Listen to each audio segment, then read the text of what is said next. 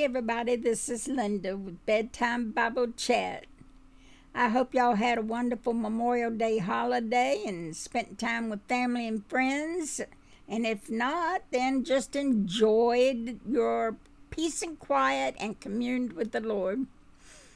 Well, we're going to start our Bible study today on a lesson I don't think we've ever done before. Let's go over there and read Proverbs 11, verse 29. Okay, verse 29 in Proverbs 11 says, "He that troubleth his own house shall inherit the wind, and the fool shall be servant to the wise of heart." Now, in this scripture, it's talking about a person who brings trouble into his own house. And there are lots of ways he can do that. I'm going to mention a few, but I'm going to really elaborate on one because I think that this world is facing this problem a lot. Now, what does it mean by he shall inherit the wind? Means that he'll inherit nothing. His household will be ruined, and there's going to be nothing left. And the fool shall be servant to the wise of heart. So the fool who troubled his home and ended up having nothing at all left, he's going to never improve his life because he's such a fool. And he's going to be a servant to someone who is wise and who has furthered his life. Let's get into all that. Well, there are a lot of ways that you can bring trouble onto your family. You can be a thief, get arrested, put in jail. Now your family, if you're a man, now your family has no way to support themselves. The mother has to go get a job and her kids are left without anybody to raise them right. They may be hungry because maybe the mother can't work. She's not well or whatever. So you see how making foolish decisions in your life could hurt a family. But it goes even further than that. It goes deeper than that. For instance, you've heard about generational curses. Well, this problem is a generational problem. Not necessarily a curse, other than the curse you bring on yourself and in your extended family through the generations. It's a curse you brought on yourself.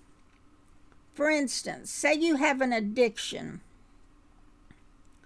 That addiction will run in the family after that. You brought it to the house.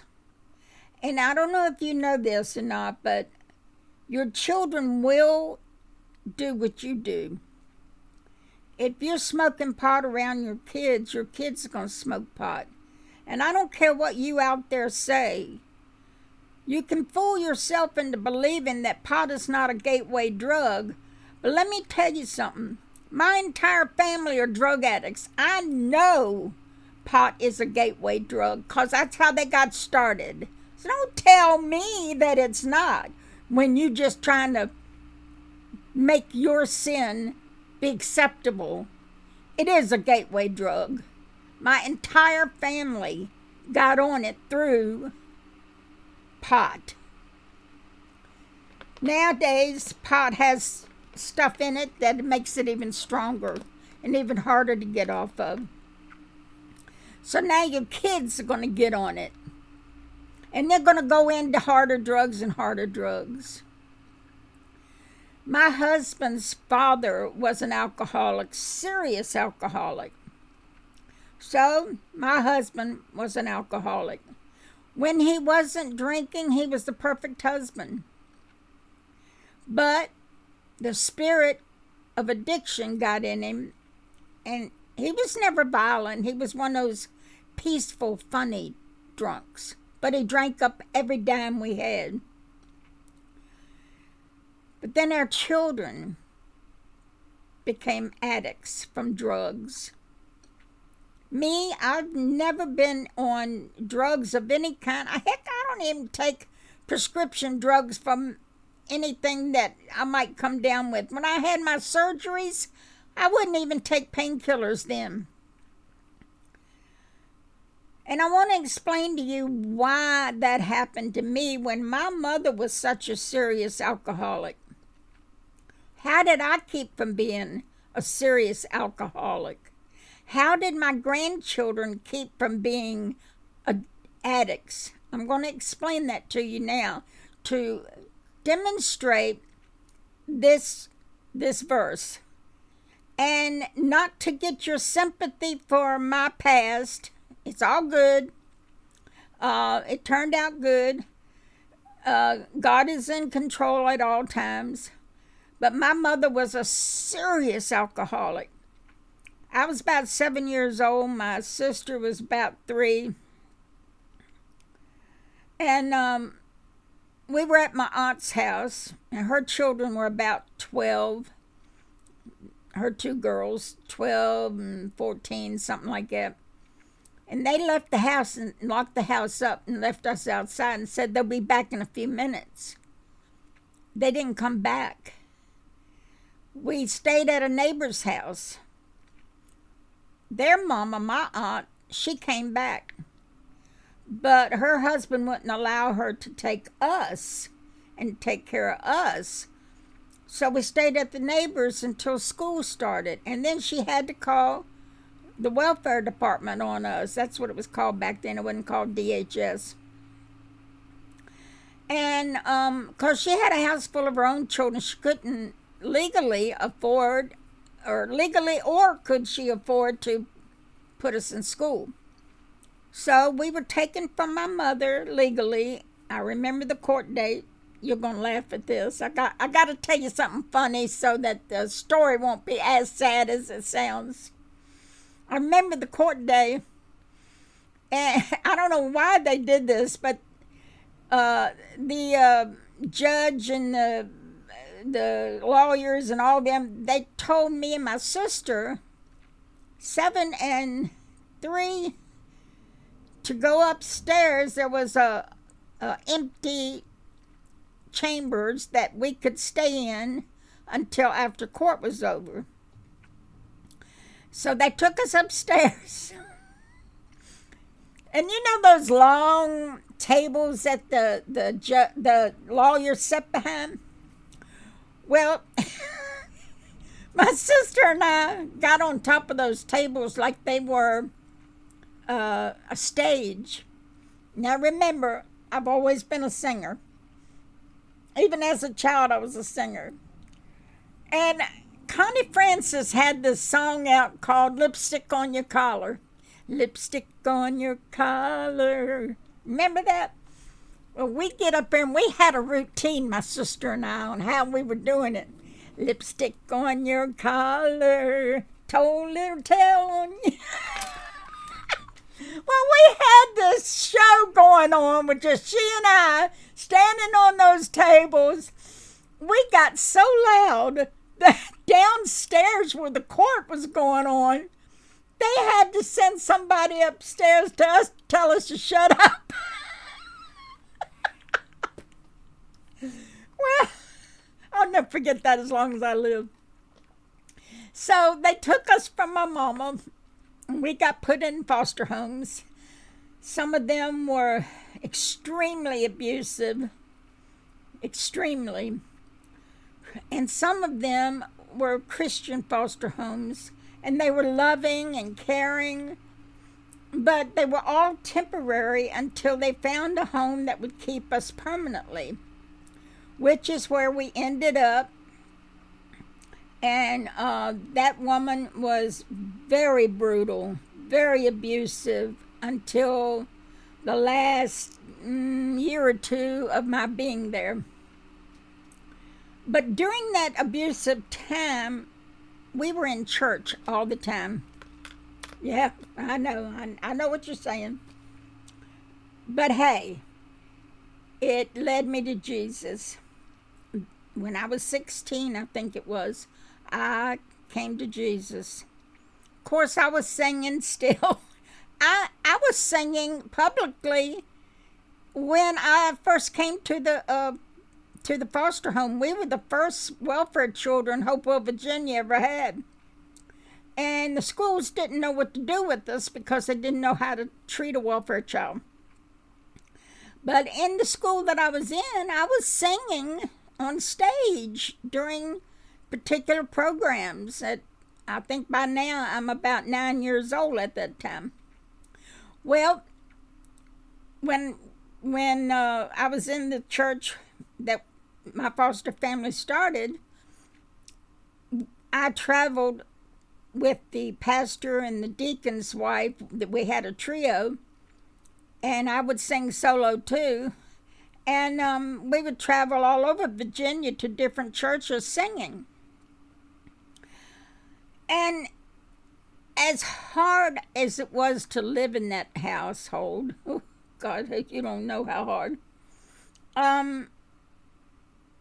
After a while, she calmed down and she wasn't brutal anymore. And I started to really get close to her. But it made me stronger, because now the life that I was going to have to live, I did not know I was going to live, but I was going to have to get strong fast. When I dated as a teenager, I never dated anybody who drank. I would not date anybody that I knew drank. When I met my husband, he was the most beautiful person I've ever seen in my life. To this day, I look at him and drool because he was so gorgeous. So I just fell head over heels. And we got married because he didn't drink that I knew of. It wasn't until 3 months later that I found out who he was. So here I am in a horrible marriage already with this alcoholic that was just bringing in all of this trouble to the home and drinking up the money, me trying to figure out how am I going to clothe the kids, send them to school, feed the kids, pay the bills. I remember when they cut off the electricity one time, I had candlelight for dinner. And the kids said, "Why are we eating with candles?" I said, "Oh, it's so nice and romantic. It sets the mood, and trying to make it sound great." Well, the house we lived in had a well, and the pump, of course, isn't going to work without electricity. So when it rained that day, I got a bar of soap and told the kids, put on their bathing suit. We're going outside. We're going to take a shower underneath the eaves of the house. There was no gutters. It was just a metal roof. And the kids thought this was fun. Man, this is fun. Let's do this more often. All because my husband drank up the money and I couldn't pay anything. So you see what he brought into the house. Well, he brought more than that. My mother brought more than just losing the two of us. The subsequent children that came to her after I left was raised by her. And they fell into the same problems she had. Their kids fell into the same problems she had: alcoholism, drug addiction. My husband brought that into our house. I didn't drink. I didn't do drugs. Heck, I don't even take a pain medication after surgery. But my children got it from their father.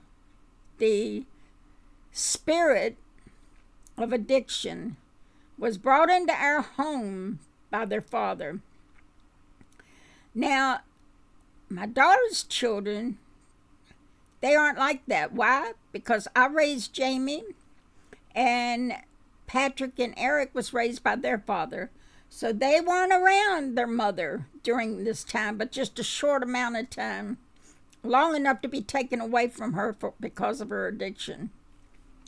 So bringing the spirits of whatever you're carrying, and in my case, it's been addictions, the spirit of addictions into your home, not only will ruin your home life, as it says in the scripture, but it will ruin your children's lives. And then their children will be ruined because they've picked up that spirit of addiction from the previous generations and on down. And the only way that it will get broken is if you're taken out at an early age out of that home and raised outside of that spirit.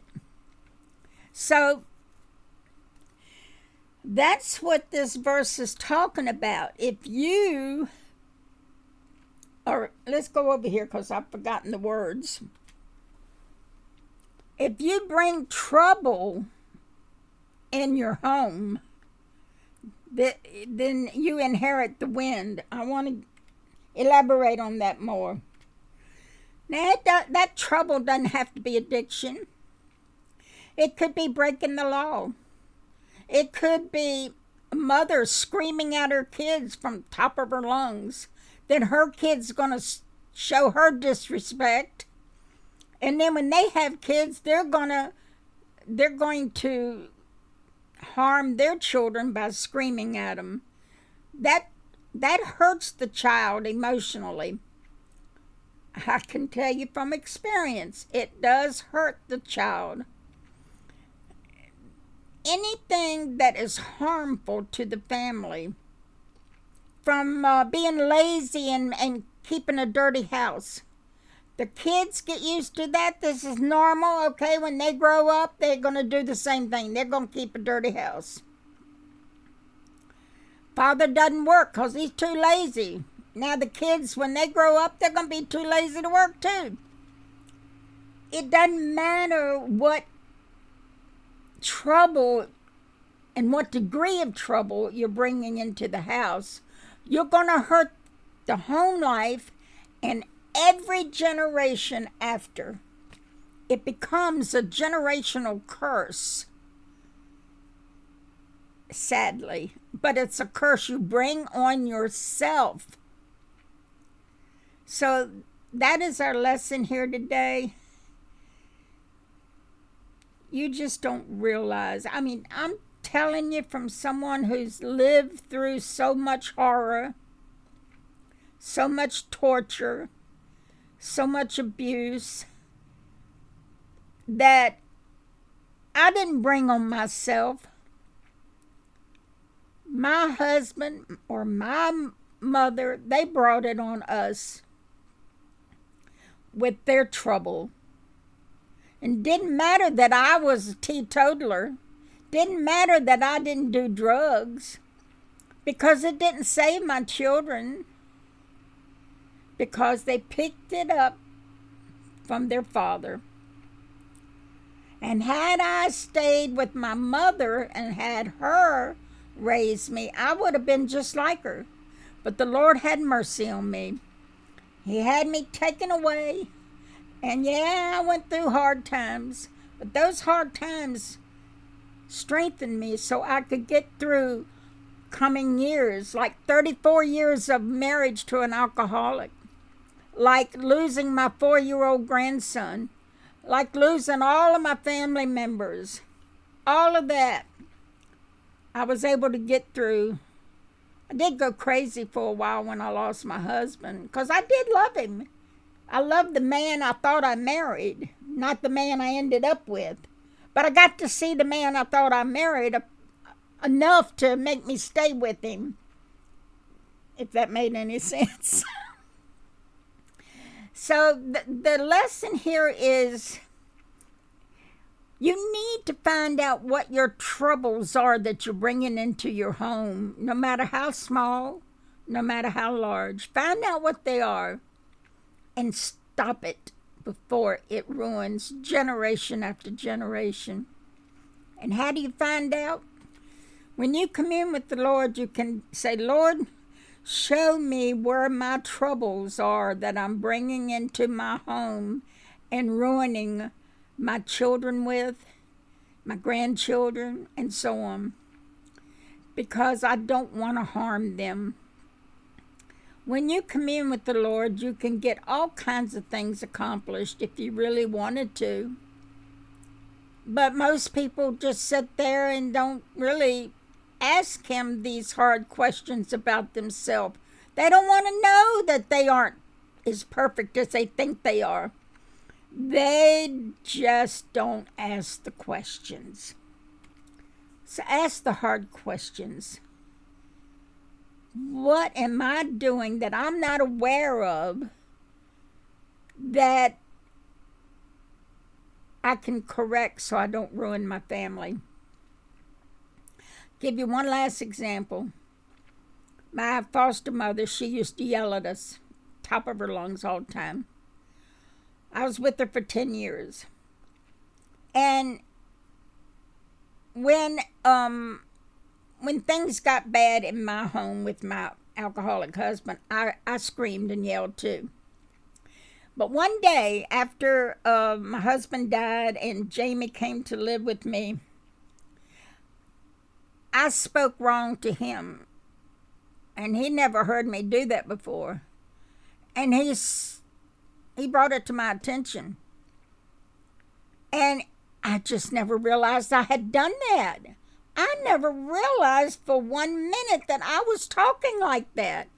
And I thank God for Jamie to tell me that I was speaking in a tone of voice that was not acceptable.